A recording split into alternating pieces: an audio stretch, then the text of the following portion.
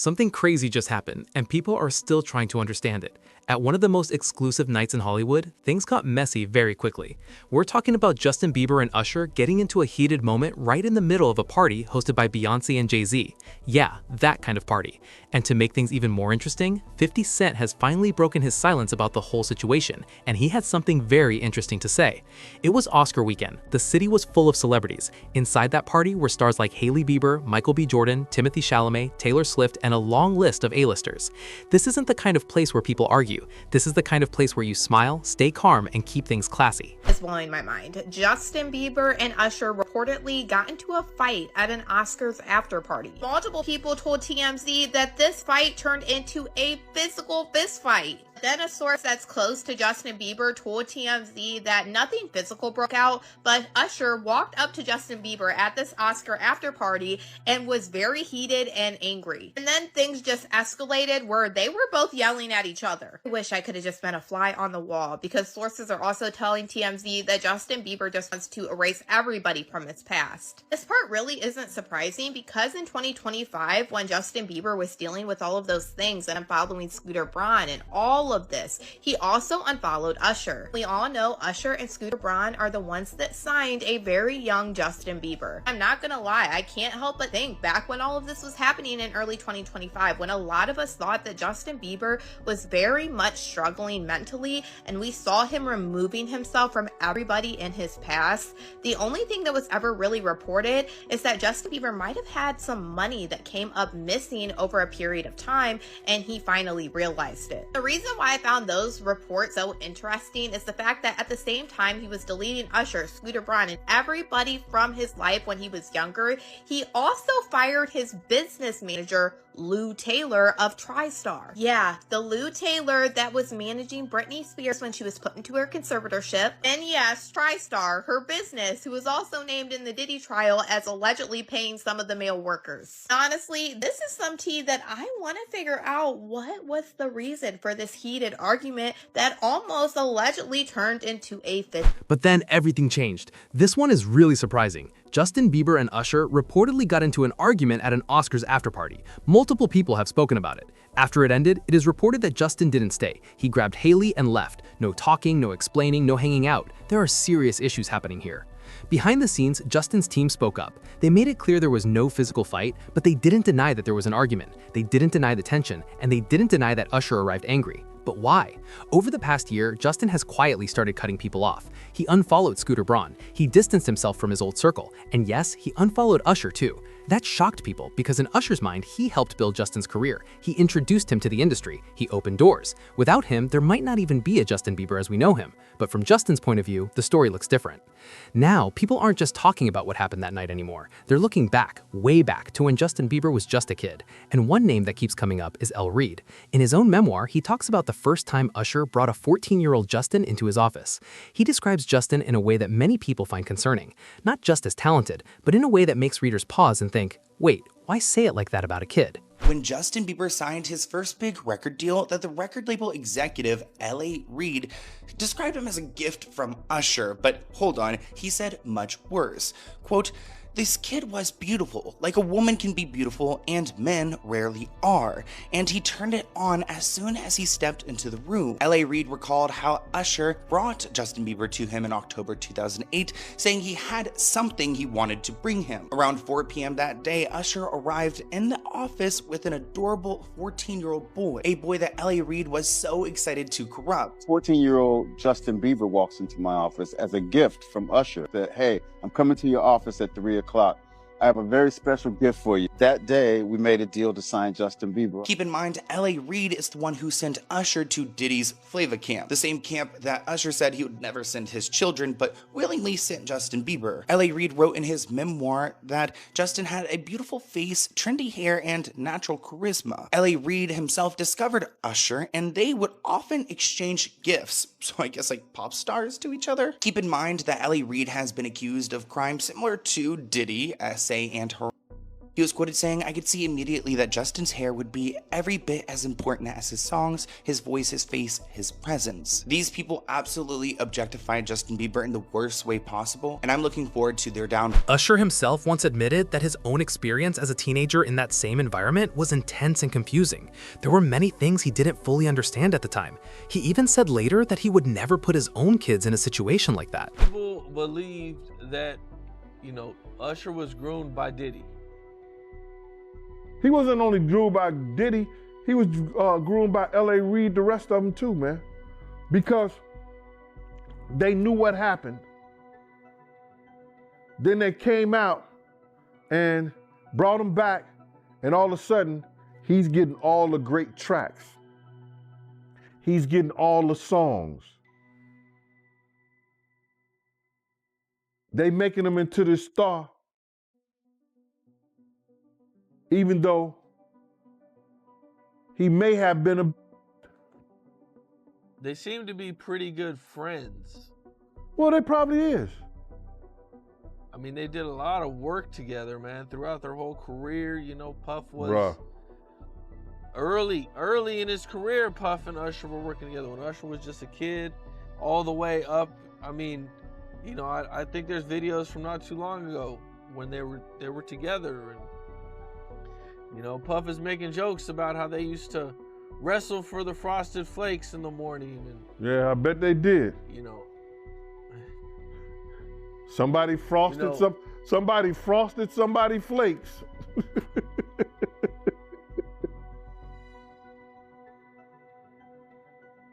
Without the milk. What do you think it is that keeps Usher from coming out or saying anything?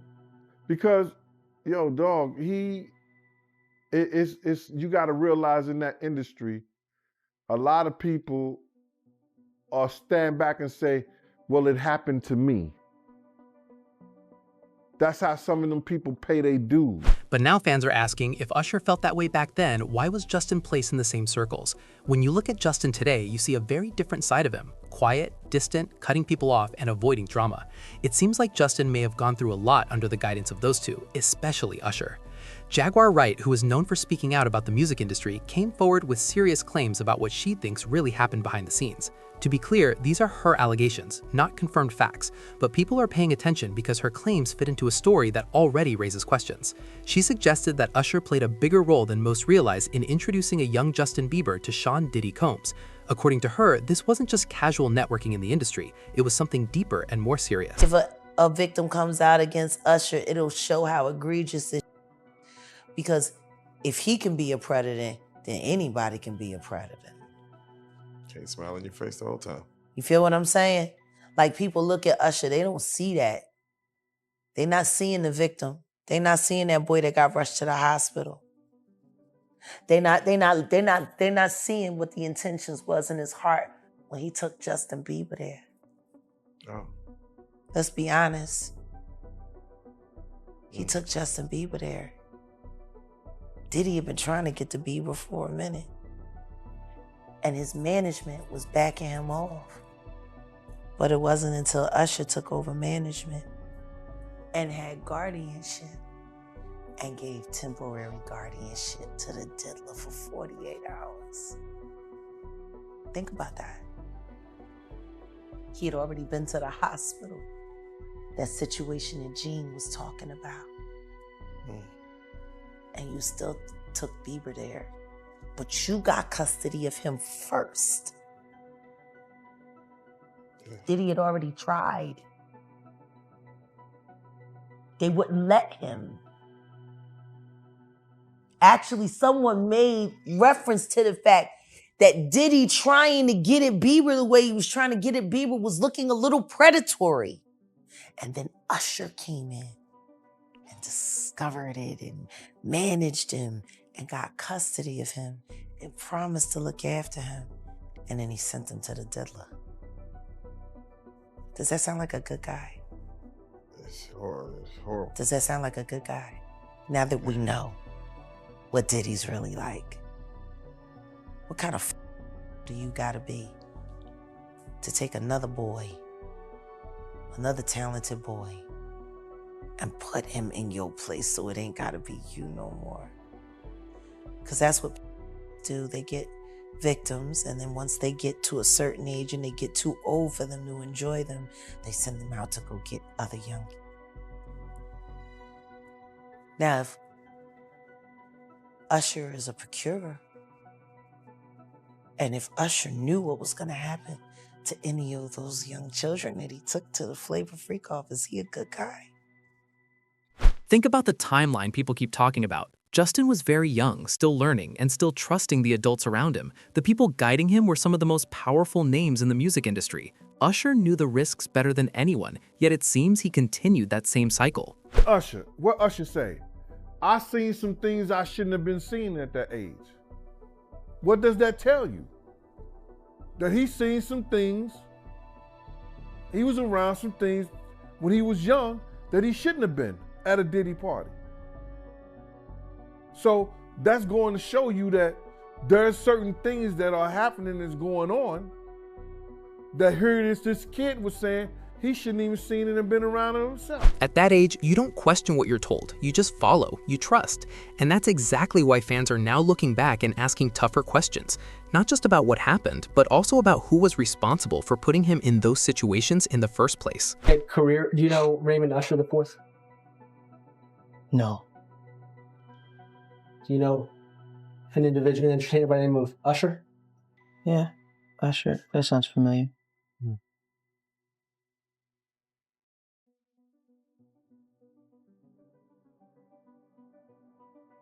Isn't it true that Usher was instrumental in starting your career? What does that have to do with this litigation, Mr. DeKalb? This is just you trying to the client. Before we came back here, you had asked me. She's going to let her read back the question. Thank you for your memory. It's about a book through that Usher was very instrumental in starting your career. That was the last question. I was found on YouTube. I think that I was detrimental to my own career. I'm sorry, I can't hear you at all.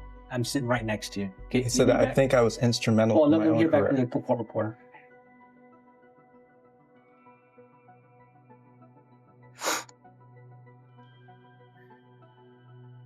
Instrumental. Said I think I was instrumental in my own career.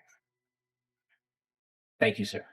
But my question was Usher, was he helpful to your professional career? Yes. Is Usher a close friend of yours? Yes. Is Usher a confidant? I guess, yes.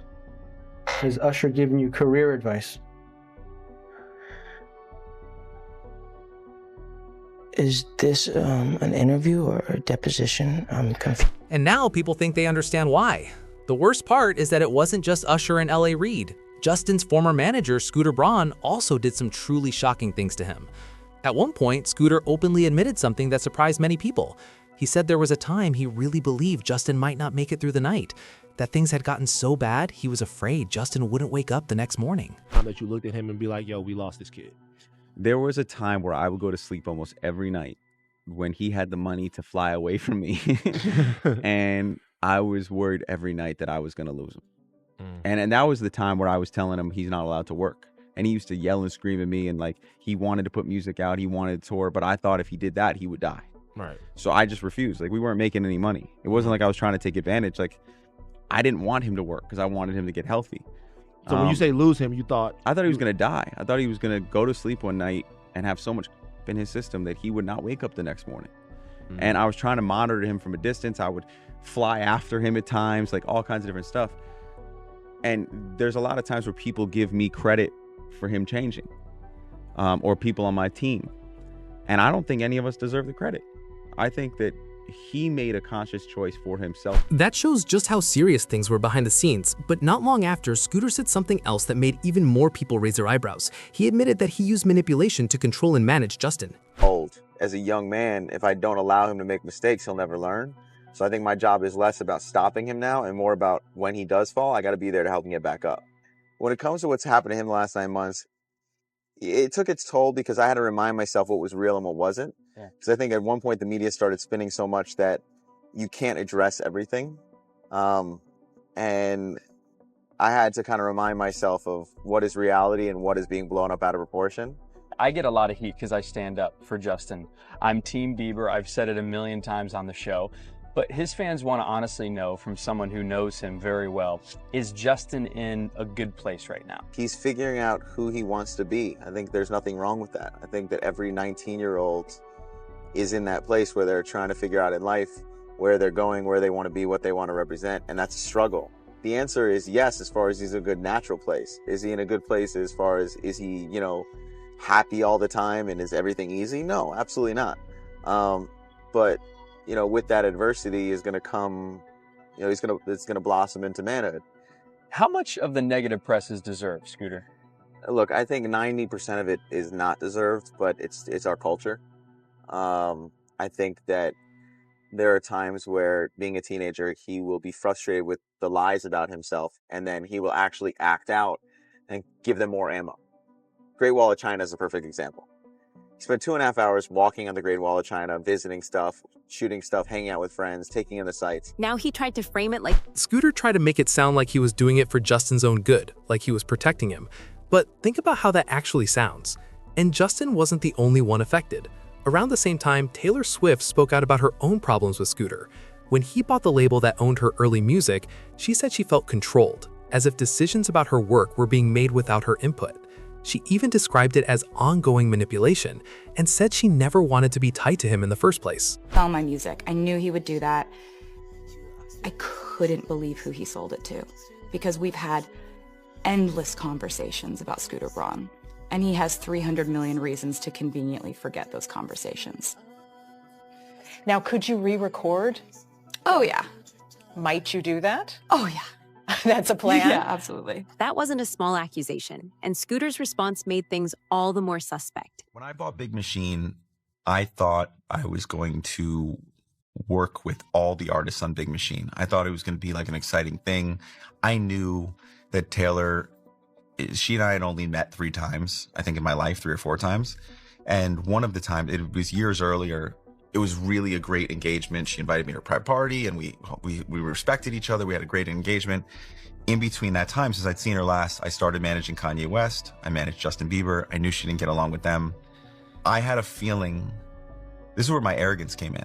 I had a feeling she probably didn't like me because I managed them, but I thought that once this announcement happened, she would talk to me, see who I am, and we would work together. And the announcement came out, and I'm calling Scott Borchetta and saying, hey, send me her number. I just talked to Thomas Rhett, and he's excited. And I just talked to, this person, and they're excited. And I'm calling, Florida Georgia line next. And, I'm gonna get you. And then this Tumblr comes out and it says all this stuff. And I was just like shocked. And she wasn't the only one. Podrick Hall, who used to work with Scooter, also spoke up. He said that during his time under Scooter's management, he felt ignored, threatened, and used. While some people defended Scooter, a clear pattern was beginning to show. Even with big stars like Ariana Grande, there were times when people questioned just how much pressure was being placed on her, especially during some of the toughest moments in her life. Has a hell of a voice. And she is the sweetest, nicest person. And it's a pleasure to work with her because everything that happens to her is so exciting. Well, apparently it hasn't always been a pleasure working with Ariana Grande. Scooter Braun is opening up about the time she fired him. At the end of the day, I just sort of have to focus, know my truth, work hard, be nice to everyone you meet, and just not fight back. I try to create and maintain, but sometimes it's very hard. Speaking at Fast Company's Innovation Festival this week, Scooter revealed the Break Free singer let him go in 2016, hinting it was all due to her boyfriend at the time. Quote, I could have said a lot of stuff, and in fact, my team wanted me to. They were like, never take her back. But I just said, let's stay quiet and let our truth be our actions. Adding, when boyfriends leave, she starts to see the light on some stuff. Scooter took Ariana back on as a client, and he says the whole thing actually made him a better manager. Quote, I had never been fired before. It made me know that as much as you give to people in a service business, you can never expect anyone to reciprocate. You have to do it for the right reasons, and if you get screwed over in the end, so be it. I just needed to do, what was right and work hard, and my work will speak for itself.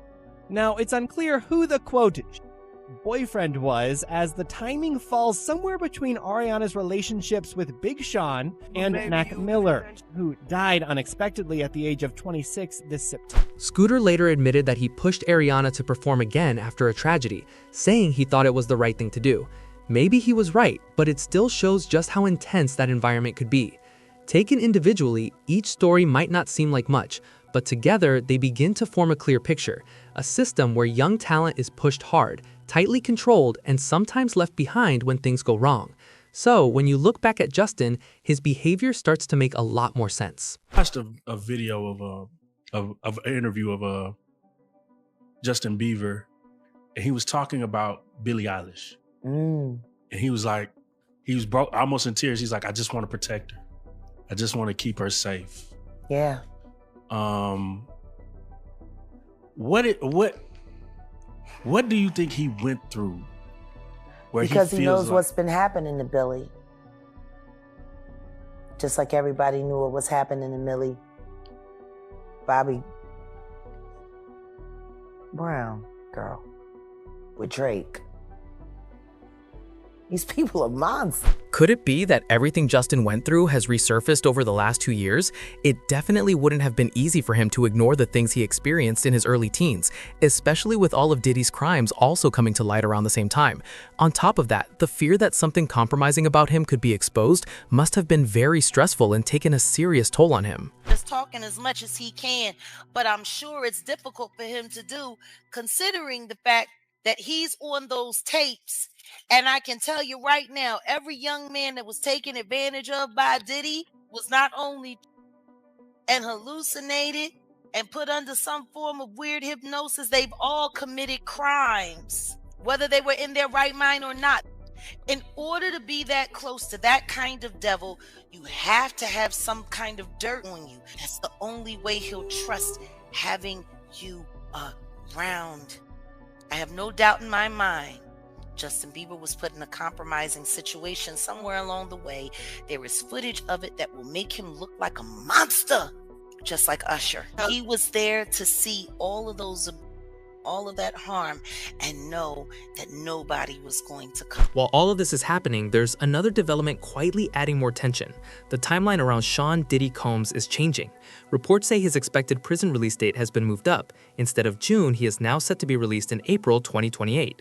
On paper, it seems like a small change, but in a story like this, timing is very important. This creates a problem because anyone who speaks out against Diddy or even might speak out could face retaliation once he's released. Mama stories. They're going to try to get girls that he probably dated, that he had problems and issues with and stuff like that.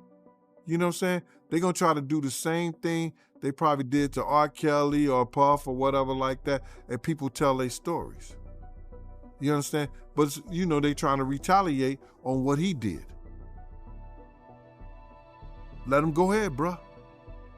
Because I think he ready for it. You don't do this, and you don't do the stuff that he did or sign on to the stuff that he did with Puff. Unless you got your Don't throw no stone if you live in a glass house. Don't throw no stone if you live in a glass house. I believe 50 ready for it, if they come at him any kind of way. What do you think will happen to Justin once Diddy gets out of prison? Share your thoughts in the comments below.